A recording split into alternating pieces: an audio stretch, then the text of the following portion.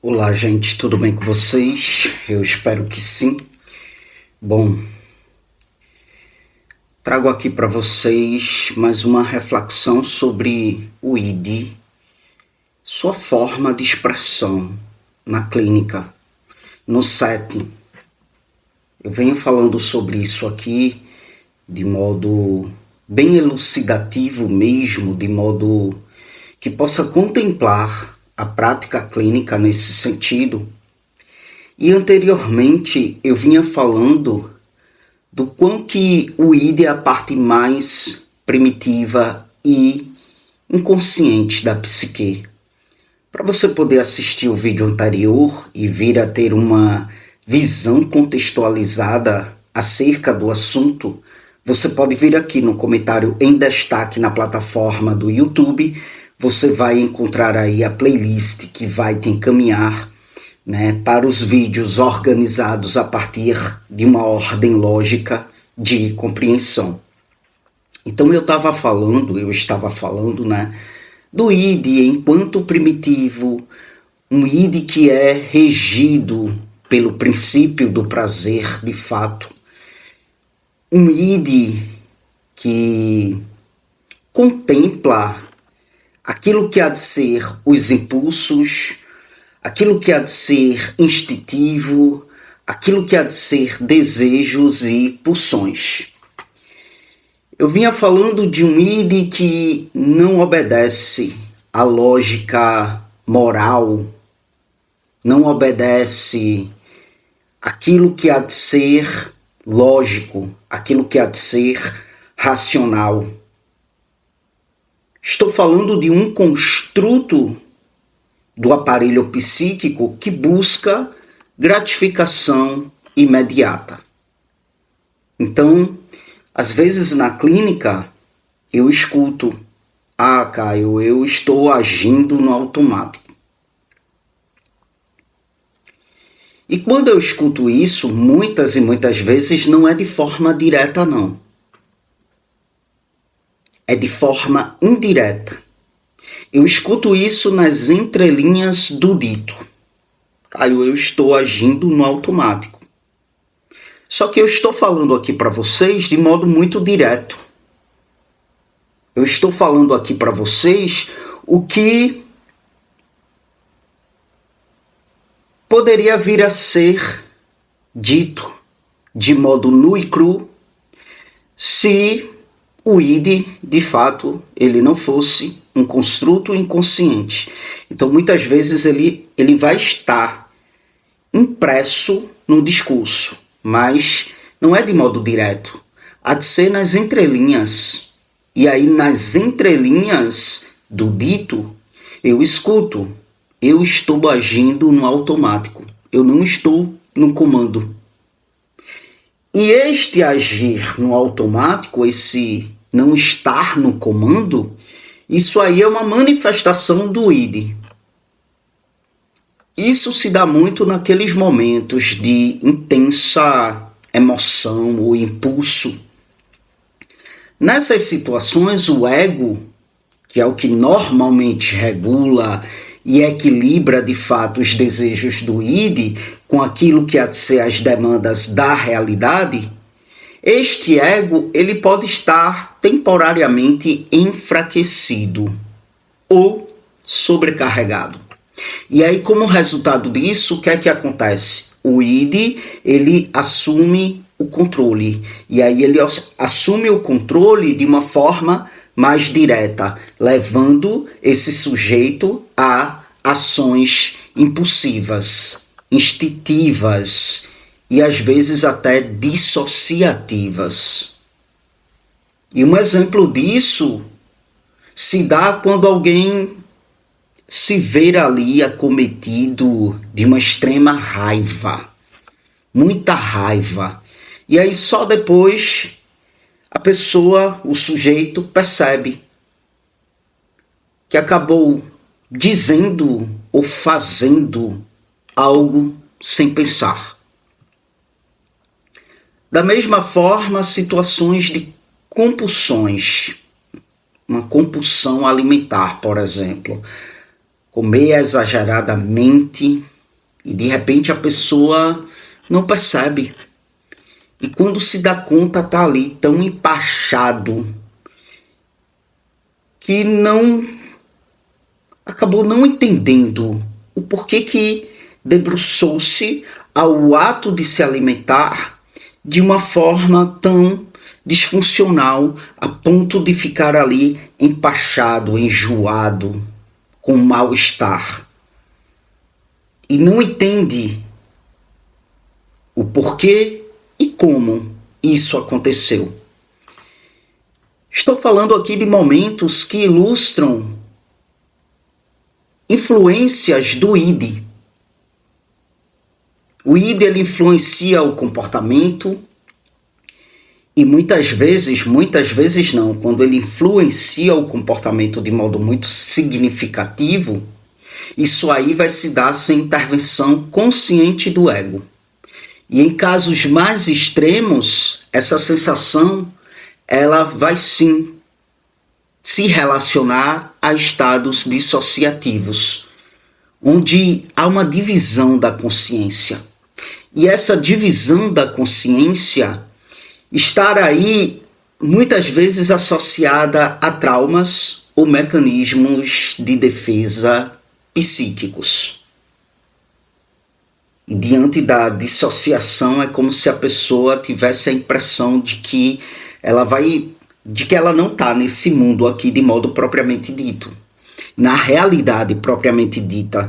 Por que isso acontece? Parece que a sensação parece que ela vai desaparecer da realidade propriamente dita. Parece que ela não é ela nessa realidade propriamente dita. Parece que ela não está aqui nessa realidade propriamente dita. E por que isso acontece? Porque o aparelho psíquico se divide e nessa divisão uma parte entra em conflito com a outra. E esta outra parte é condizente com aquilo que há de ser a realidade propriamente dita.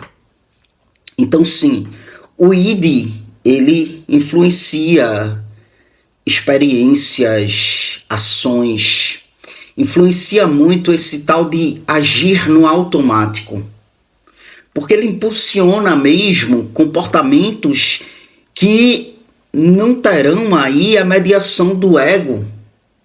E isso leva a uma vivência onde o sujeito ele pode não reconhecer e não se reconhecer no seu próprio ato. Na clínica psicanalítica, o trabalho que é feito no que diz respeito a esse agir no automático, é um agir no automático que leva o sujeito de fato a cometer atos dos quais depois ele se arrepende e fica se culpando. O trabalho em cima disso envolve uma escuta bem ativa, envolve interpretação, envolve uma construção de sentido sobre aquilo que há de ser a repetição de um padrão. E o objetivo não há de ser apenas o de conter o comportamento impulsivo. Vamos remover este comportamento impulsivo, vamos diluir este comportamento impulsivo. Não envolve isso, envolve compreender o que é que está em jogo no desejo inconsciente desse sujeito e como que esse agir se articula na sua economia psíquica. O sujeito, no âmbito do setting, ele é convidado a falar livremente sobre esses episódios e sem censura. No setting, não há censura. Fala. Eu sempre digo para o meu paciente. Às vezes solta um palavrão, fica meio constrangido. Eita, Caio, desculpa. É sem censura. Fala o que vem à mente. Fala o que você está pensando. Fala sobre esse sentimento em paralelo com o que você está pensando. Fala, sem censura. Um palavrão para mim é um significante importante no setting. E através da escuta atenta, eu identifico padrões de repetição, elementos latentes que me indicam algo mais profundo. E é algo muito mais profundo do que uma simples falta de controle. Não é só uma falta de controle, tem algo para além. E aí, como que eu questiono o ID? E aí eu não vou questionar isso diretamente para o meu paciente. Eu questiono aqui na minha mente, que é o que vai me conduzindo no processo do meu paciente. Como que eu converso com o ID do meu paciente? Como que eu questiono aqui dentro da minha mente? Não verbalizo, estou questionando aqui dentro da minha mente o ID do meu paciente. O que é que há de recalcado que retorna nesses atos? O que está sendo tentado satisfazer inconscientemente? E aí eu estou questionando o ID. Como é que eu questiono o ego do meu paciente? Como que ele, meu paciente, está lidando com esses impulsos? O que é que ele percebe no que diz respeito à iminência do seu ato? O que é que ele percebe? Ele está percebendo alguma coisa no ato do ato? Ou ele só se dá conta depois? Nisso eu estou questionando o ego para poder entender a condição do ego do meu paciente. Como que esse ego está? E aí, como que eu questiono o superego do meu paciente? Como é que esse arrependimento ele está aparecendo? Isso aí é uma punição moral severa? O meu paciente, ele está repetindo o ato como uma forma de punição inconsciente? Então, é assim que eu vou conversando com esses construtos no setting terapêutico, para daí então eu vir a cada vez mais ter o discernimento da condição psíquica do meu paciente. Freud ele nos ensina que a compulsão, a repetição é um fenômeno que é muito central no psiquismo. Ele vai dizer isso ali, no momento de seus estudos mais primitivos, no que diz respeito à psicanálise. E depois ele vai amadurecer isso, né? Muitas vezes, gente, esses atos impulsivos são formas de reinscrição de um trauma. Muitas vezes é uma tentativa até de satisfação substitutiva de um desejo que está recalcado. Às vezes há de ser uma reinscrição, uma revivência de um trauma. Outras vezes pode ser uma tentativa de satisfação substitutiva daquilo que há de ser um desejo recalcado, que acaba deixando aí um rombo. Por estar recalcado, acaba deixando um rombo, uma lacuna no que há de ser o âmbito do consciente. E aí essas repetições, elas surgem para substituir este conteúdo que deixou um rombo no âmbito do consciente, porque fora ali reprimido, porque fora ali, na verdade, recalcado e mantém-se reprimido.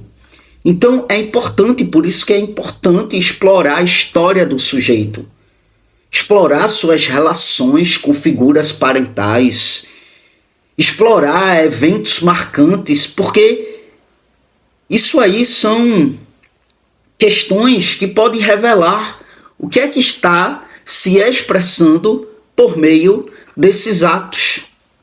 O sujeito ele precisa se apropriar daquilo que há de ser a sua divisão psíquica. Ele não é apenas aquilo que ele deseja. Ele há de ser também o que sofre as consequências do seu desejo. E o trabalho clínico, o meu trabalho clínico, como que eu atuo, enquanto profissional, demanda de uma inclinação sobre uma ajudar o meu paciente a reconhecer o conflito interno e a encontrar de fato maneiras de lidar com essa tensão, sem precisar se abandonar naquilo que é de ser o automatismo, o viver no automático. O ato impulsivo, ele surge e muitas vezes não, ele sempre vai surgir no lugar de algo que não pôde ali ser simbolizado. E o processo analítico busca dar palavras àquilo que retorna no ato. E isso permite que o sujeito ele possa nomear, elaborar e aos poucos, de fato, deslocar essa energia psíquica para outros modos de expressão.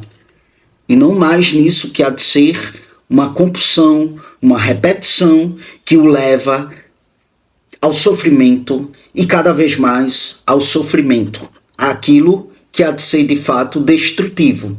Então, o objetivo da análise não é reprimir esses impulsos, não é sobre isso.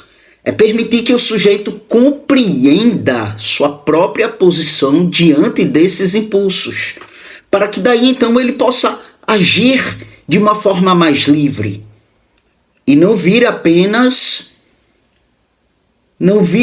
responder a algo que o atravessa sem que ele esteja se dando conta do que é que ele está respondendo e de como que ele está respondendo àquilo que o atravessa. Gente, para quem não me conhece, eu sou o Caio Fernando, sou bacharel em psicologia, sou especialista em neuropsicologia. Faço atendimentos psicoterápicos com base na psicanálise, 100% online, portanto, atendo em todo o Brasil.